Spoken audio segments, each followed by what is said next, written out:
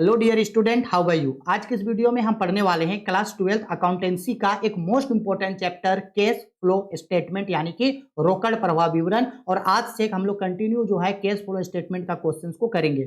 इस वीडियो में हम लोग जानेंगे केस फ्लो स्टेटमेंट क्या होता है, केस फ्लो स्टेटमेंट किस लिए और किस तरीके से बनाया जाता है, केस फ्लो स्टेटमेंट का मीनिंग क्या होता है, केस फ्लो स्टेटमेंट बनाने का कितना एक्टिविटीज होता है, यानी इसके पूरे बेसिक कॉन्सेप्ट को हम लोग इस वीडियो में सीखेंगे। ठीक है। केस फ्लो स्टेटमेंट बहुत ही इजी और बहुत ही इंटरेस्टिंग और बहुत ही अच्छा चैप्टर है और ये आपके एग्जाम में मोस्ट स्कोरिंग चैप्टर होता है, क्योंकि इसमें से ऑब्जेक्टिव में शॉर्ट टाइप ऑब्जेक्टिव क्वेश्चन पूछता है, सब्जेक्टिव में शॉर्ट टाइप और एक आपको लॉन्ग टाइप क्वेश्चन जरूर पूछता है, जिसमें आप लोगों को 5 से लेकर के 7 नंबर तक का एक केस फ्लो स्टेटमेंट का क्वेश्चन पूछता है। और बहुत सारा स्टूडेंट केस फ्लो स्टेटमेंट में ही फंसते हैं या उन्हें समझ में नहीं आता है, जबकि केस फ्लो स्टेटमेंट इजी है, अच्छा है। बस आपको थोड़ा सा स्टार्टिंग पीरियड में आपको इसके कॉन्सेप्ट को समझना है। अभी जो बता रहे हैं इसके बाद जो फॉर्मेट बताएंगे उन चीजों का आपको बेसिकली सीखना है। अब हम लोग बात करते हैं कि भाई केस फ्लो स्टेटमेंट, जिसको हिंदी में रोकड़ प्रवाह विवरण बोलते हैं, इसका मतलब क्या होता है। अच्छा, इससे पहले ये समझ लो कि ये जो केस फ्लो स्टेटमेंट आता है ये हम लोगों का अकाउंटिंग स्टैंडर्ड 3 के रिगार्डिंग आता है। याद रखना, अकाउंटिंग स्टैंडर्ड 3 और Indian accounting standard IAS, Indian accounting standard 7 के रिगार्डिंग आता है। कभी कभी पूछ देता है कि केस फ्लो स्टेटमेंट कौन से अकाउंटिंग स्टैंडर्ड में आता है, तो बोलना अकाउंटिंग स्टैंडर्ड 3। और अगर बात करें इंडियन न्यू अकाउंटिंग स्टैंडर्ड तो ये आता है 7 पे। अब बात करते हैं कि केस फ्लो स्टेटमेंट एक्चुअल में होता क्या है। तो सिंपल सा बात है, केस फ्लो स्टेटमेंट एक ऐसा स्टेटमेंट होता है जो केस के फ्लो को दिखाता है। रोकड़ प्रवाह विवरण एक ऐसा विवरण होता है जो रोकड़ के प्रवाह को बताता है। प्रवाह मतलब बहाव। सपोज कर लो एक कंपनी है, तो एक कंपनी में 1 या 2 साल के दौरान कंपनी में कहां कहां से केस आया है और कंपनी का केस कहां कहां गया है। यानी एक कंपनी है, कंपनी में कहां कहां से केस आया है और कंपनी में कहां कहां पे केस गया है। एक स्टेटमेंट जो ये बताए कि कहां कहां से केस आया है और कहां कहां केस गया है, इसी स्टेटमेंट को केस फ्लो स्टेटमेंट बोला जाता है। केस फ्लो स्टेटमेंट आपको डिटेल्ड में बता देता है कि देखो भाई, ये कंपनी चल रहा है, इस कंपनी में यहां यहां से केस आया। जहां जहां से कंपनी के यहाँ केस आता है उसको इनफ्लो बोला जाता है। याद रखना नाम इनफ्लो। इनफ्लो का मतलब होता है अंतर्वाह। कंपनी में जहां से भी केस आता है वो इनफ्लो होता है और कंपनी उन पैसे को जहां भी खर्च करती है उसको आउटफ्लो बोला जाता है। यानी आप सिंपली बोल सकते हो, केस फ्लो स्टेटमेंट एक ऐसा स्टेटमेंट होता है जो ये बताता है कि एक निश्चित समय में एक कंपनी के पास कहां कहां से केस इनफ्लो हुआ है और कहां कहां पे केस आउटफ्लो हुआ है, कहां कहां से केस आया और कहां कहां पे केस गया। जो स्टेटमेंट इस चीज का जानकारी देगा वही कहलाता है केस फ्लो स्टेटमेंट। समझ में आ गया। अब केस फ्लो स्टेटमेंट जो है कम से कम कोई 2 सालों के बीच डिफरेंसेस को बताता है, क्योंकि केस फ्लो स्टेटमेंट से एक्चुअल में ये पता चलता है कि सपोज कर लो कि एक कंपनी चल रहा था और 2 साल का डेटा है 2020 और 2021, 2020 और 2021। तो 2020 और 2021 दोनों का डेटा दिया हुआ रहेगा और दोनों में इनफ्लो और आउटफ्लो को बताएगा। आपको दोनों ईयर को कंपेयर करके बताना है कि भाई पिछले साल के मुकाबले इस साल कितना ज्यादा पैसा आया है या कितना ज्यादा पैसा खर्च हुआ है। इसी को हम लोग कैश फ्लो स्टेटमेंट यानी कि रोकड़ प्रवाह विवरण बोलते हैं। आई मेरी बात समझ में। अभी भी अगर जिन स्टूडेंट को कैश फ्लो स्टेटमेंट समझ में नहीं आया तो उन लोगों के लिए देखो, हम एक ड्राइंग के थ्रू समझा रहे हैं, अच्छा से समझना। ये एक फाइनेंशियल इंस्टीट्यूशन, यानी सपोज कर लो कि ये एक कंपनी है, ये आपका कंपनी है। अब अगर आप एक कंपनी को चलाते हो तो इस कंपनी में कहां कहां से केस आया है। अगर एक कंपनी को चला रहे हो तो इस कंपनी में कहां कहां से केस आया है, तो जहां से भी केस आता है उसको हम लोग बोलते हैं केस का इनफ्लो हुआ है। क्या हुआ है? केस का इनफ्लो, यानी केस आया है। इसको आप इनफ्लो ऑफ केस बोलो या आप इसको बोल सकते हो sources of case. Sources of case, inflow of case, या बोल सकते हो सोर्सेस ऑफ केस, यहां यहां केस आया। अब अगर केस आया है तो कंपनी उनको किसी ना किसी चीज में तो खर्चा करेगा, बिल्कुल करेगा। तो कंपनी जिन जिन चीजों पे इन पैसे को खर्च करता है, यानी कंपनी से जहां जहां पैसा बाहर जाता है उसको हम लोग बोलते हैं आउटफ्लो। आउटफ्लो ऑफ केस, या इसी को बोलते हैं हम लोग यूजेज ऑफ केस, या इसी को हम लोग बोलते हैं एप्लीकेशन ऑफ केस। क्या बोलते हैं इसको हम लोग? Application of case. 3 नामों से पुकारा गया, आउटफ्लो बोलो या तो फिर यूजेज ऑफ केस बोलो या तो फिर एप्लीकेशन ऑफ केस। तो केस फ्लो स्टेटमेंट एक यही स्टेटमेंट होता है जो ये बताता है कि देख भाई मेरे यहाँ यहां से केस आया है और यहाँ वहां पे केस मेरा गया है। यही स्टेटमेंट केस फ्लो स्टेटमेंट होता है, इससे ज्यादा कुछ नहीं। और ठीक है, हाँ, और केस फ्लो स्टेटमेंट जो है वो सिर्फ केस के फ्लो को नहीं बताता है, सिर्फ केस के फ्लो को नहीं बताता है, case and case equivalent equivalent. अब आप बोलोगे सर आप तो फंसा रहे हो, ये केस एंड केस इक्विवेलेंट का मतलब क्या होता है? केस एंड केस इक्विवेलेंट का मतलब होता है केस या केस से मिलता जुलता कोई और चीज। केस एंड केस इक्विवेलेंट क्या होता है, हम अभी आने वाले चैप्टर्स में, आने वाले क्लासेस में इसके बारे में हम लोग डिटेल में जानेंगे। अभी बस इतना समझ लो, केस फ्लो स्टेटमेंट एक ऐसा स्टेटमेंट होता है जो ये बताता है कि एक निश्चित समय में एक कंपनी को कहां कहां से केस आया और कंपनी का केस कहां कहां गया, यानी एक पार्टिकुलर पीरियड ऑफ टाइम पे जो केस के इनफ्लो और केस को आउटफ्लो को जो स्टेटमेंट बताता है वो स्टेटमेंट केस फ्लो स्टेटमेंट होता है। केस फ्लो स्टेटमेंट में सिर्फ और सिर्फ केस के फ्लो को दिखाया जाता है, या तो वो इनफ्लो का होगा या तो फिर आउटफ्लो का होगा। Cash flow statement accounting standard 3 के रिगार्डिंग बनाया जाता है और न्यू इंडियन अकाउंटिंग स्टैंडर्ड 7 के रिगार्डिंग आता है। ठीक है सर, अब हम लोग डिस्कस करते हैं कि एक कंपनी में कहां कहां से केस आ सकता है और कहां कहां पे कंपनी का केस जा सकता है। यानी बेसिकली हम लोग कुछ कुछ एग्जांपल्स का बात करते हैं फ्लो के बारे में। हम बोले एक होता है हम लोगों का इनफ्लो ऑफ केस। क्या होता है? इनफ्लो ऑफ केस, या जिसको बोला जाता है सोर्सेस ऑफ केस। यहां से कंपनी को केस आएगा। इसके बाद दूसरा होता है आउटफ्लो ऑफ केस, यानी कंपनी का केस कहां गया, या इसको बोल सकते हैं यूजेज ऑफ केस या एप्लीकेशन ऑफ केस। अब ये जानते हैं। अच्छा, आप लोग खुद हमको सोचो और बताओ कि एक कंपनी को कहां कहां से केस आ सकता है। ठीक है, आप एक कंपनी चला रहे हो तो एक कंपनी में आप कहां कहां से केस ला सकते हो। सबसे पहला बात, आप खुद का कैपिटल लगा सकते हो। अगर आपको कंपनी चलाना है तो कंपनी में खुद का कैपिटल लगाना है। हाँ सर, खुद का कैपिटल लगा सकते हैं। तो खुद के कैपिटल को हम लोग या तो कैपिटल बोलते हैं या खुद के कैपिटल को हम लोग बोलते हैं ओनर इक्विटी। ये समझ लो, ओनर इक्विटी। ओनर इक्विटी यानी स्वामी समता, अपना खुद का कैपिटल लगा सकते हैं। ठीक है, और अपने एक बिजनेस स्टार्ट किया, एक कंपनी स्टार्ट किया। अब आपको पैसा और कहां से आ सकता है उस कंपनी में? अपना कैपिटल लगा दिए, ठीक है सर। दूसरा कहां से पैसा आ सकता है? सर लोन से, लोन ले सकते हैं बैंक से। हाँ सर, चलो लोन ले सकते हैं, लोन ले सकते हैं बैंक से, लोन फ्रॉम बैंक्स। हाँ सर, बिल्कुल बैंक से लोन ले सकते हैं।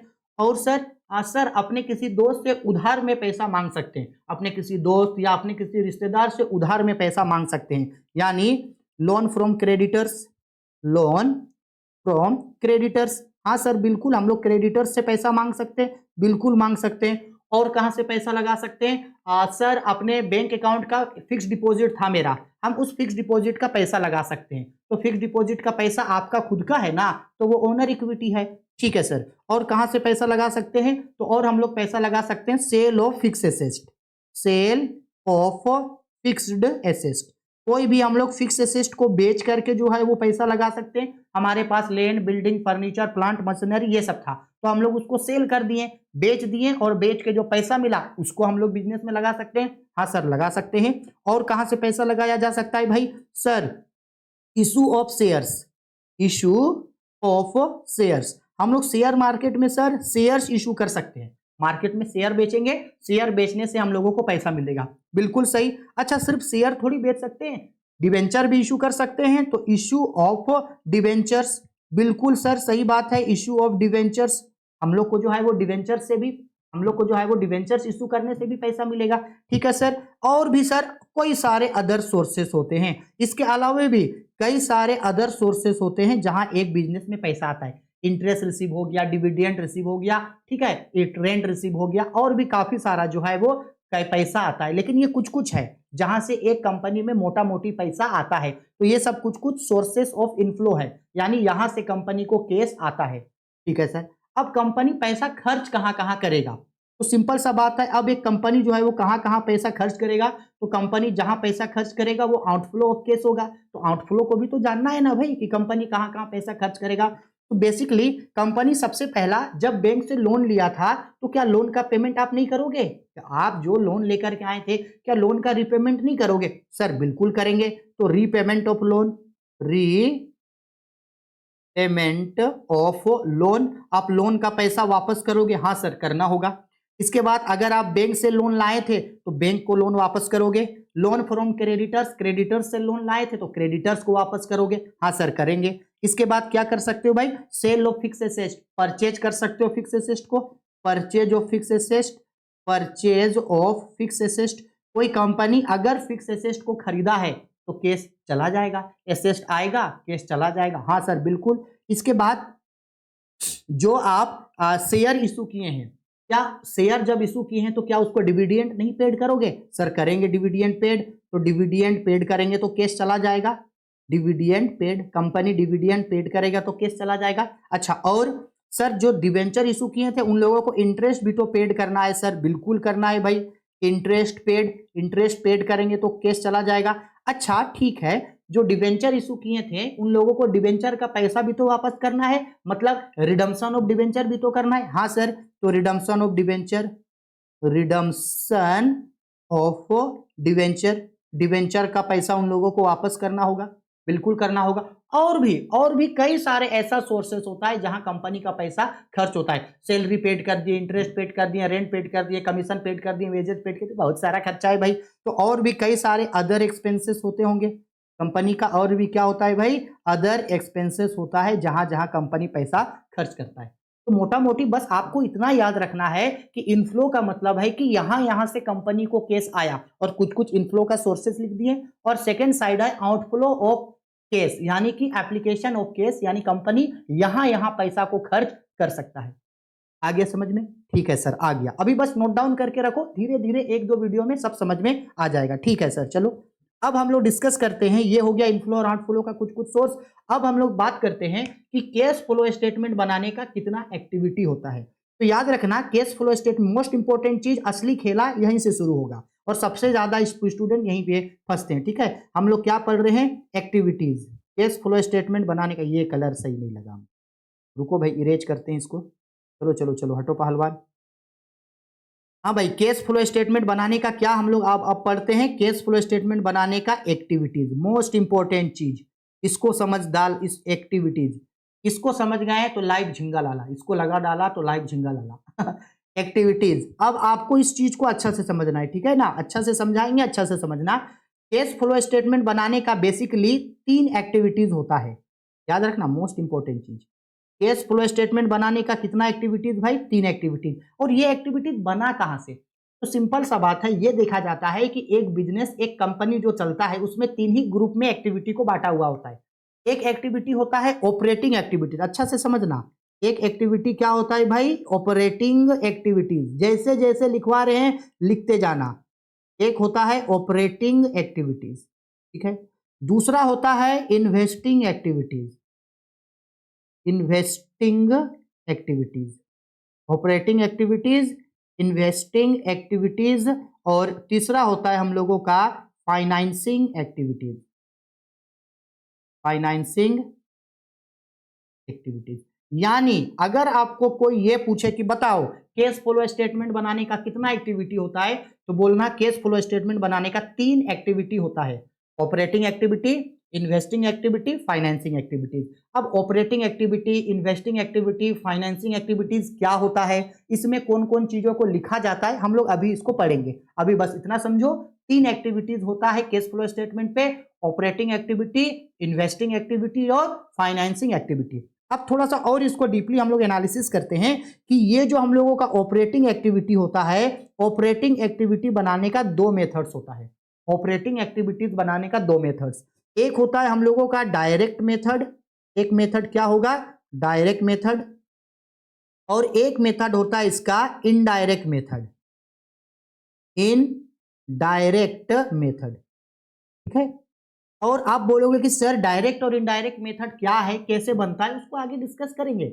लेकिन एग्जाम में अगर डायरेक्ट और इनडायरेक्ट में ऐसे बोलेंगे कौन मोस्ट इंपॉर्टेंट है, तो इनडायरेक्ट जो है वो मोस्ट इंपॉर्टेंट होता है और मोस्ट प्रोबेबल इसी का पूछने का चांस होता है। तो आपको जो बुक में लॉन्ग टाइप का क्वेश्चन देगा वो या तो ऑपरेटिंग एक्टिविटी इनडायरेक्ट मेथड का एक लॉन्ग क्वेश्चन देगा, या तो इन्वेस्टिंग एक्टिविटीज का एक क्वेश्चन देगा, या फाइनेंसिंग एक्टिविटीज का एक क्वेश्चन देगा, या तीनों एक्टिविटीज को एक साथ बनाने का एक लंबा क्वेश्चन देगा। ठीक है, तो हम लोग जब नेक्स्ट वीडियो में न्यूमेरिकल स्टार्ट करेंगे तो हम आप लोगों को ऑपरेटिंग एक्टिविटीज का इनडायरेक्ट मेथड का फॉर्मेट और उसके न्यूमेरिकल्स के बारे में डिस्कस करेंगे, फिर इन्वेस्टिंग, फिर फाइनेंसिंग, और जल्दी जल्दी पढ़ के इसको एंड करेंगे।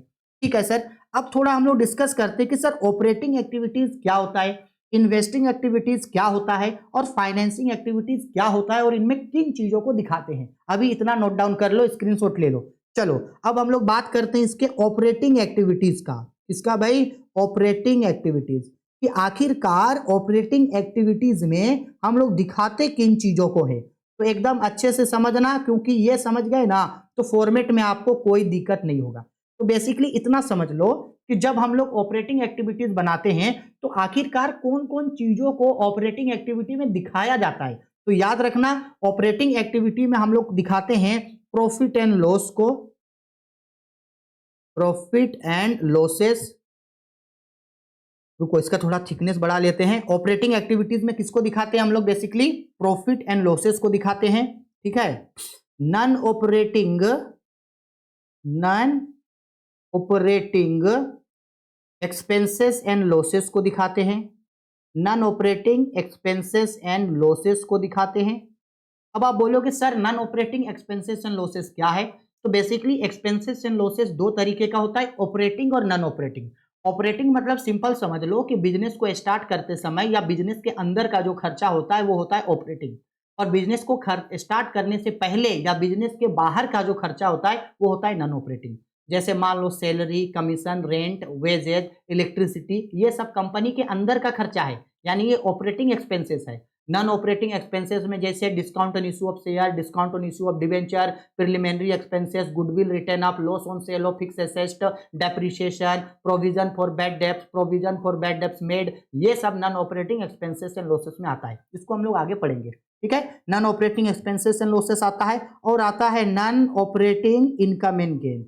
कौन सा भाई? Non operating income and gains को दिखाया जाता है। ठीक है, और किसको दिखाया जाएगा? और इसमें सबसे इंपॉर्टेंट चीज दिखाया जाता है इसमें करेंट एसेट को, और दिखाया जाता है इसमें करेंट लाइबिलिटीज को, करेंट एसेट और करेंट लाइबिलिटीज को। हाँ, और अगर क्वेश्चन में गिवन है तो यहाँ पे टैक्स को भी दिखाया जाता है। और याद रखना, एक थोड़ा सा नोट समझ लेना कि करेंट एसेट में सारे करेंट एसेट को नहीं दिखाएंगे भाई। करेंट एसेट में कौन सा करेंट एसेट को नहीं दिखाएंगे? केस एंड केस इक्विवेलेंट को नहीं दिखाएंगे, केस एंड केस इक्विवेलेंट। अब ये केस एंड केस इक्विवेलेंट क्या है आगे इसके बारे में बताएंगे।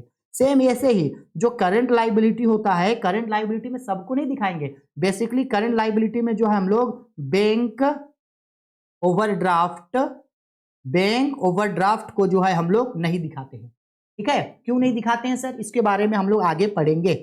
करंट एसेट में केस एंड केस इक्विवेलेंट नहीं जाएगा, करंट लायबिलिटी में बैंक ओवरड्राफ्ट नहीं जाता है। इसके अलावा जो बाकी करंट एसेट बच गया, जैसे स्टॉक, डेटर, प्रीपेड एक्सपेंसेस हो गया, पेड इन एडवांस हो गया, तो ये सब जो करंट एसेट है ये जाएगा। ठीक है, करंट लायबिलिटी में बैंक ओवरड्राफ्ट नहीं जाएगा। इसके अलावा जो बाकी करंट लायबिलिटी है, जैसे मान लो क्रेडिटर हो गया, बिल्स पेबल हो गया, ठीक है, आउटस्टैंडिंग एक्सपेंसेस हो गया, रिसीव इन एडवांस हो गया, ये सब चीज जाएगा। बस बैंक ओडी, बैंक ओवरड्राफ्ट नहीं जाएगा। तो बेसिकली भाई ऑपरेटिंग एक्टिविटी में कौन कौन चीज आता है? ऑपरेटिंग एक्टिविटी में आता है प्रॉफिट एंड लॉस आता है, ऑपरेटिंग एक्टिविटी में non operating expenses and losses आता है, non operating income and gain आता है, करंट एसेट, करंट लायबिलिटी और टैक्स, इन चीजों का काम ऑपरेटिंग एक्टिविटी में करते हैं। इसको लिख लेना, क्योंकि जब इसका फॉर्मेट बताएंगे ना तो यही चीज आपको मदद करेगा कि कौन सा चीज ऑपरेटिंग में जाएगा, कौन इन्वेस्टिंग, कौन फाइनेंसिंग में। नहीं तो आपको समझ में नहीं आएगा कि भाई कब कौन सा चीज ऑपरेटिंग में जाता है, कब कौन सा चीज फाइनेंसिंग में, और कौन सा जाता है इन्वेस्टिंग में। ठीक है, अच्छा से हर नोट्स को लिख के रखना, ये आपको बहुत हेल्प करेगा। ऑपरेटिंग हो गया, ठीक है। अब इसी तरीके से बात करते हैं फिर इन्वेस्टिंग एक्टिविटीज में क्या क्या आएगा। इन्वेस्टिंग एक्टिविटीज, ये जो हम लोगों का इन्वेस्टिंग एक्टिविटीज है भाई, इसमें क्या क्या आएगा?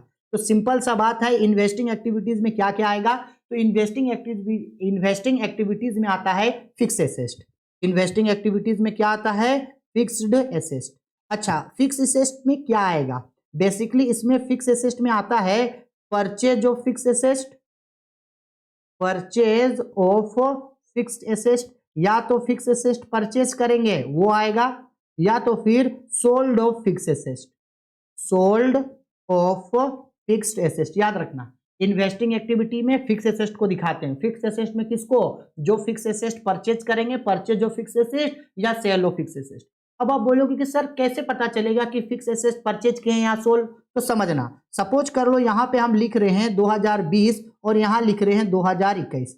सपोज कर लो लैंड एंड बिल्डिंग 2020 में था 1 लाख का, ठीक है। अब 2021 में ये जो हो गया 2 लाख का हो गया। तो बताओ लैंड एंड बिल्डिंग 1 लाख से बढ़ गया ना, पहले था 1 लाख का, अब हो गया 2 लाख का, तो 1 लाख से बढ़ा। तो लैंड एंड बिल्डिंग कब बढ़ेगा? जब लैंड एंड बिल्डिंग को क्या करेंगे? परचेज करेंगे, क्योंकि एसेट परचेज करेंगे तब ना बढ़ेगा, ठीक है। अच्छा, उसी की जगह सपोज कर लो कि फर्नीचर, सपोज कर लो कि फर्नीचर पहले था 80,000 का, अब फर्नीचर हो गया 60,000 का।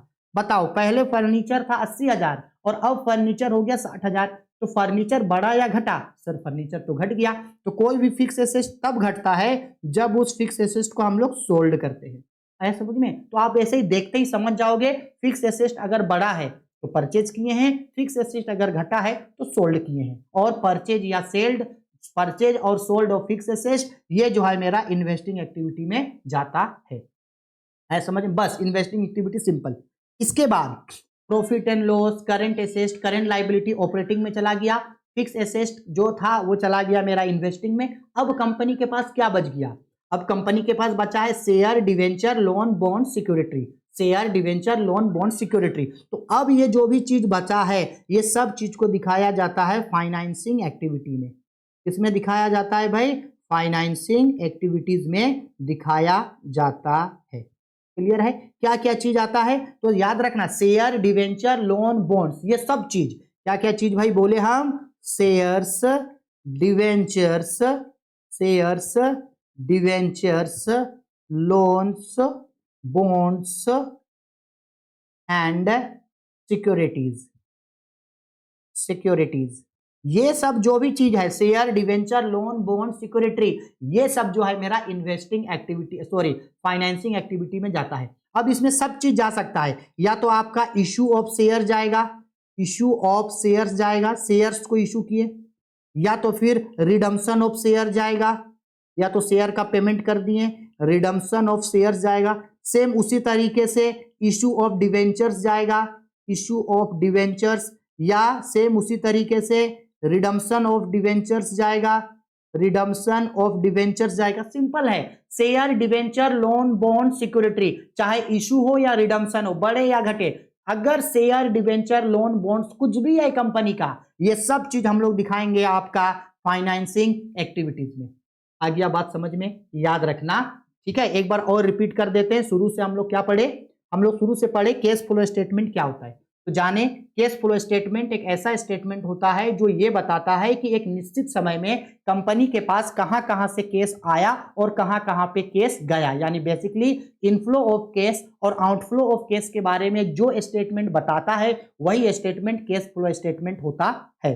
कैश फ्लो स्टेटमेंट सिर्फ और सिर्फ केस के फ्लो को बताता है, कंपनी का फाइनेंशियल पोजीशन को बताता है, वित्तीय स्थिति को बताने में मदद करता है। और कंपनी को इससे यह पता चलता है कि पिछले साल के मुकाबले इस साल इतना मेरा इनफ्लो बढ़ा, इतना आउटफ्लो हुआ, इतना प्रॉफिट या लॉस, इतना बैलेंस बचा है, इस चीज का पता चलता है। ठीक, हाँ सर। आगे हम लोग पढ़े कुछ कुछ सोर्सेस इनफ्लो का और कुछ कुछ एप्लीकेशन आउटफ्लो का, यानी इनफ्लो ऑफ केस और आउटफ्लो ऑफ केस कि कहां कहां से केस आ सकता है और कहां कहां पे केस जाता है। ठीक है, कुछ कुछ एग्जांपल इनफ्लो का, कुछ कुछ एग्जांपल्स और आउटफ्लो का।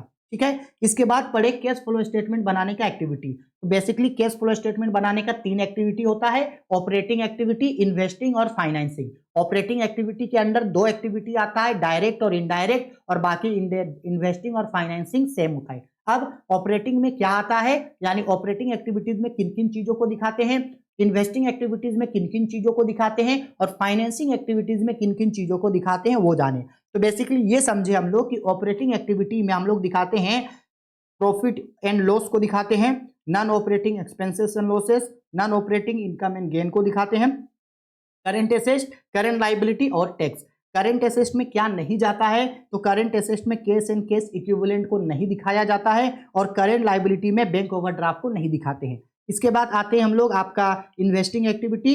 तो इन्वेस्टिंग एक्टिविटीज में बेसिकली फिक्स एसेट को दिखाया जाता है, purchase and sale of fix asset. कोई भी फिक्स एसेट को परचेज करेंगे या कोई भी फिक्स एसेट को सोल्ड करेंगे, उसको हम लोग इन्वेस्टिंग एक्टिविटीज में दिखाएंगे। अब पता कैसे चलेगा फिक्स एसेट को खरीदे या बेचे? तो सिंपल बात है, कोई भी फिक्स एसेट का अमाउंट अगर बढ़ गया है तो परचेज किए हैं, घट गया है तो हम लोग सोल्ड किए हैं। इसके बाद लास्ट आता है investing activities, financing activity. Basically financing activities में हम लोग दिखाते हैं आपका share debenture loan bond security. Share debenture loan bond security, चाहे वो इशू है, रिडम्पशन है, कुछ भी हुआ है, अगर शेयर डिवेंचर बॉन्ड सिक्योरिटी है तो इन सबको हम लोग फाइनेंसिंग एक्टिविटीज में दिखाते हैं। बस इतना ही हम लोग आज का इस वीडियो में पढ़ेंगे। ठीक है, बेसिक चीज हो गया। इसके नेक्स्ट वीडियो में हम लोग ऑपरेटिंग एक्टिविटी डायरेक्ट स्टार्ट करेंगे। ऑपरेटिंग एक्टिविटी क्या होता है, उसके कंप्लीट एक बड़ा सा फॉर्मेट बनता है इनडायरेक्ट मेथड का, उस फॉर्मेट को बताएंगे और उसका डायरेक्ट हम लोग क्वेश्चन आंसर बनाने स्टार्ट करेंगे। ठीक है, और ऑपरेटिंग एक्टिविटी का शायद 2 या 3 वीडियोज आएगा क्योंकि वो अपने आप में काफी लंबा है। वैसी तरीके से इन्वेस्टिंग एक्टिविटीज का 1 या 2 वीडियोज आएगा, फाइनेंसिंग का 1 या 2 वीडियोज आएगा, यानी समझ लो कि 8 से 9 वीडियोज आएगा, जिसमें हम लोग पूरा कैश फ्लो स्टेटमेंट को एंड कर देंगे और आप एग्जाम में अच्छे नंबर से पास आउट हो सकते हो। जो जो चीज बताएं, जैसे बताएं, सभी चीजों को अच्छे से नोट डाउन करके रखना। मिलते हैं नेक्स्ट वीडियो में। ठीक है, तब तक के लिए बाय, टेक केयर।